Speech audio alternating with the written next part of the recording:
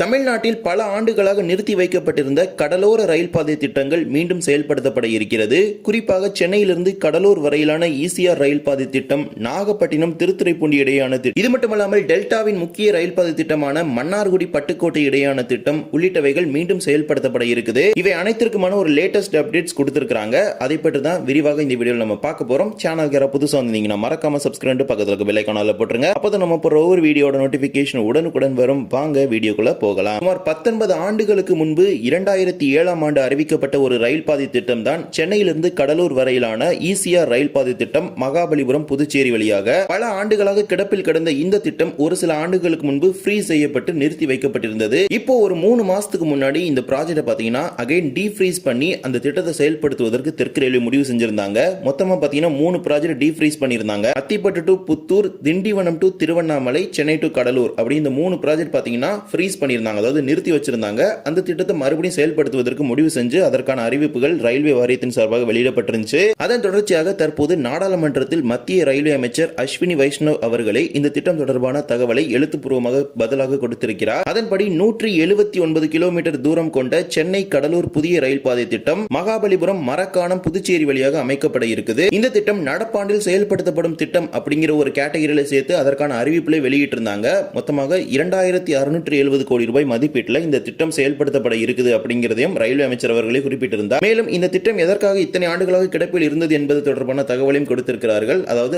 Alignment பிரச்சனை காரணமாக புதுச்சேரியில் இந்த திட்டத்திற்கான ஒரு பல ஆண்டுகளாகவே கிடப்பில் இருந்ததாக தெரிவிச்சிருந்தாங்க. அலைன்மென்ட் இஷ்யூஸ் பாத்தீங்கன்னா புதுச்சேரி பகுதியில் இருந்திருக்குது. அதனாலதான் இந்த திட்டம் கடந்த பல ஆண்டுகளாகவே கிடப்பில் இருந்த ஒரு திட்டமாக இருந்துச்சு. இப்போ அந்த திட்டம் டீஃப்ரீ செய்யப்பட்டு அதற்கான திட்ட மதிப்பீடும் வெளியிடப்பட்டு அந்த திட்டம் வரக்கூடிய ஆண்டுகளை செயல்படுத்த இருப்பதாகவும் தெரிவிச்சிருக்கிறாங்க. இந்த திட்டம் செயல்படுத்தப்பட்டால் ஈசிஆர் கடலோர ரயில் பாதை திட்டமாக சென்னையிலிருந்து கடலூர் வரை இந்த ரயில் பாதை திட்டம் மகாபலிபுரம் புதுச்சேரி வழியாக வந்து சேரும். ஏற்கனவே இது மட்டுமல்லாமல் ஒரு சில திட்டங்களுக்கு சர்வே எடுக்கக்கூடிய பணிகள் நடந்துட்டு இருக்குது. குறிப்பாக செங்கல்பட்டிலிருந்து மகாபலிபுரம், திண்டிவனத்திலிருந்து புதுச்சேரி, புதுச்சேரியிலிருந்து திருப்பாதிரிப்புலியூர், இது மாதிரி ஏராளமான சர்வேஸ் நடந்துட்டு தான் இருக்குது. எனவே சென்னை கடலூர் ரயில் பாதை திட்டமானது ரயில்வே வாரியத்தால் ஒப்புதல் வழங்கப்பட்ட ஒரு திட்டமாகும். அந்த திட்டம் கடந்த ஆண்டுகளில் பாத்தீங்கன்னா ஃப்ரீ செய்து வைத்திருந்தாங்க. அந்த திட்டத்தை இப்போது மீண்டும் செயல்படுத்த இருக்கிறாங்க ரயில்வே சார்பாக. இதே போலவே நாகப்பட்டினம் திருத்துறைப்பூண்டி இடையேயான புதிய ரயில் பாதை திட்டம் 36 கிலோமீட்டர் தூரம் கொண்ட இந்த ரயில் பாதை திட்டமும் இந்த ஆண்டுகளில் வரக்கூடிய ஆண்டுகளில் செயல்படுத்தப்பட இருக்கிறது. ரீசெண்டா பாத்தீங்கன்னா அதுக்கு டெண்டர்ல வெளியிட்டு இருந்தாங்க, நீங்க பார்த்திருப்பீங்க.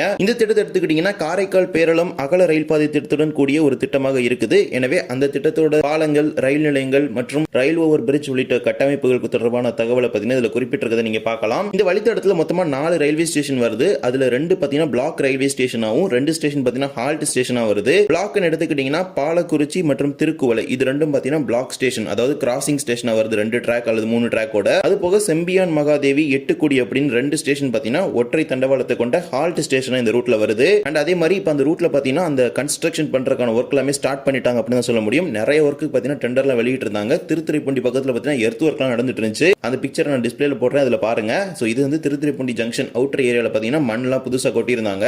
ரயில் பாதை திட்டத்தில் செயல்படுத்தப்பட்டு வருவதாக மத்திய ரயில்வே அமைச்சர் அவர்கள் குறிப்பிட்டிருக்கிறார். இதே போலவே டெல்டா பகுதியில் கடந்த 14 ஆண்டுகளுக்கு மேலாக கிடப்பில் இருக்கும் ஒரு திட்டமும் மீண்டும் செயல்படுத்தப்பட இருக்கிறது. அதற்கான ஒரு முயற்சியை தமிழக அரசு துவங்கி இருக்குது. இதுவும் ஒரு கடலோர ரயில் பாதை திட்டமாக கருதப்படுகிறது. இந்த திட்டமும் அதுதான் மன்னார்குடி பட்டுக்கோட்டை இடையேயான புதிய ரயில் பாதை திட்டம். 2012ஆம் ஆண்டு அறிவிக்கப்பட்ட இந்த திட்டம் சுமார் 14 ஆண்டுகளுக்கு மேலாக கிடப்பில் இருக்கக்கூடிய ஒரு ரயில்வே திட்டமாக இருக்குது. 41 கிலோமீட்டர் தூரம் கொண்ட இந்த ரயில் பாதை திட்டத்தில் மொத்தம் 2 ரயில் நிலையங்கள் வரப்போகிறது. ஒன்று பரவக்கோட்டை, மற்றொன்று மதுக்கூர் என 2 ரயில் நிலையங்கள் இந்த வழித்தடத்தில் வரப்போகிறது. திருச்சிராப்பள்ளி ரயில்வே கோட்டை எல்லையில் வரக்கூடிய இந்த புதிய ரயில் பாதை திட்டம் இன்றளவிலும் புதிய ரயில் பாதை திட்டம் அப்படிங்கிற கேட்டகரியில தான் இருக்குது. இந்த திட்டத்தை பொறுத்த வரைக்கும் நிலம் கையகப்படுத்தக்கூடிய ஒரு சிக்கல் இருப்பதனால் இந்த திட்டம் செயல்படுத்தப்படவில்லை அப்படிங்கிற ஒரு பதில் பாத்தீங்கன்னா கடந்த 2-3 வருஷமா பார்லிமெண்ட்ல கொடுத்ததை நீங்க பார்த்திருப்பீங்க.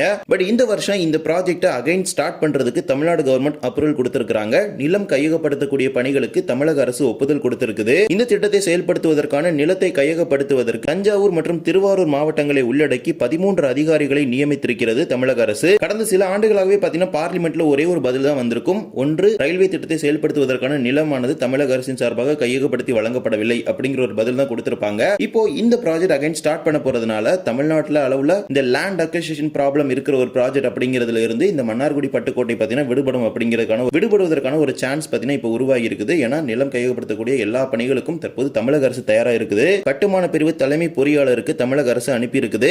சமீபத்தில் சமீபத்தில் தான் அதற்கான அறிவிப்புகளும் கூட வெளியிடப்பட்டிருந்தது.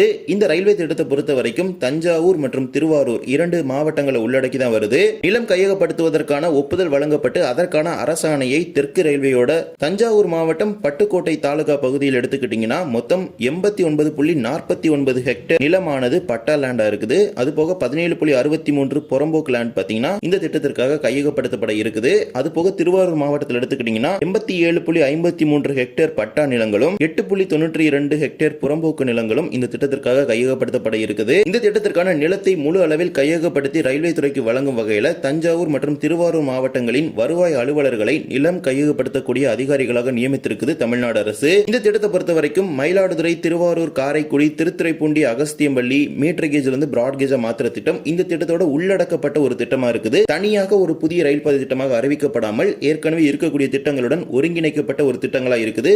2 திட்டங்கள் மன்னார்குடியிலிருந்து பட்டுக்கோட்டை மற்றும் பட்டுக்கோட்டையிலிருந்து தஞ்சாவூர் இந்த இரண்டுமே பார்த்தீங்கன்னா புதிய ரயில் பாதை திட்டம். அது இந்த ஒருங்கிணைக்கப்பட்ட திட்டத்தின் கீழே தான் வருது. எனவே இந்த திட்டத்திற்கு ஒதுக்கப்படும் நிதியை தான் அப்படியே இதுக்கு பயன்படுத்துவாங்க. அந்த ஒரு சில பணிகளுக்கெல்லாம் மேற்கொண்ட பிறகு இந்த திட்டம் 14 ஆண்டுகளுக்கு முன்பு கடந்த 2012 அறிவிக்கப்பட்ட ஒரு திட்டமாகும். அந்த திட்டம் அறிவிக்கப்பட்ட போதே பார்த்தீங்கன்னா பாம்பன் ஆற்றின் குறுக்கே பாலம் கட்டுவதற்கான அனைத்து விதமான ஏற்பாடுகளும் செய்யப்பட்டு தூண்கள் அமைக்கப்பட்டுருச்சு. பட் பாலம் முழுமையா பூர்த்தி அடையவில்லை. அத்துடன் இந்த திட்டம் கிடப்பில் போடப்பட்ட ஒரு திட்டமா மாறிடுச்சு. இப்போ அகைன் கிட்டத்தட்ட 14 வருஷம் கழிச்சு இந்த ப்ராஜெக்ட் அகைன் பொதுமக்களுடைய பயன்பாட்டிற்காக மீண்டும் கொண்டு வருவதற்கான ஒரு முயற்சியை தற்போது நிலம் கையகப்படுத்துவதற்கு தமிழ்நாடு அரசு தயாராக இருக்கிறது. அதே போலவே ரயில்வே வாரியம் இந்த திட்டத்திற்கான நிலம் கையகப்படுத்துவதற்கான நிதியை விடுவிக்க வேண்டும் என்கிற ஒரு கோரிக்கையும் தற்போது முன் வச்சிருக்காங்க. முதற்கட்டமாக குறைவான அளவிலான நிதியாவது ஒதுக்கீடு செய்து நிலம் கையகப்படுத்தக்கூடிய பணிகளை விரைவுபடுத்த வேண்டும் அப்படிங்கிற ஒரு கோரிக்கை தெற்கு ரயில்வே துறைக்கு முன்வைக்கப்பட்டிருக்குது. இது போன்ற ஏராளமான திட்டங்கள் நம்ம தமிழ்நாட்டில் பார்த்தீங்கன்னா இந்த நிலம் கையகப்படுத்தக்கூடிய பணிகள் மாநில மற்றும் மத்திய அரசுகள் முடிவு செஞ்சிருக்கு அப்படின்னு தான் சொல்ல முடியும். நடக்காததுனால இந்த திட்டம்லாம் கிடப்பில் இருக்கக்கூடிய திட்டமா இருக்குது அப்படிங்கிற ஒரு ஸ்டேட்மெண்ட் தான் பார்த்தீங்கன்னா கடந்த சில வருஷமாவே பார்லிமெண்ட்ல கொடுத்துட்டு இருக்காங்க. அதே போல தான் இந்த மன்னார்குடி பட்டுக்கோட்டை திட்டமும் அதுல இருக்கக்கூடிய ஒரு திட்டமா தான் இருந்துச்சு. 0% லேண்ட் அக்விசிஷன் அப்படிங்கிற ஒரு கேட்டகரியில இருந்துச்சு.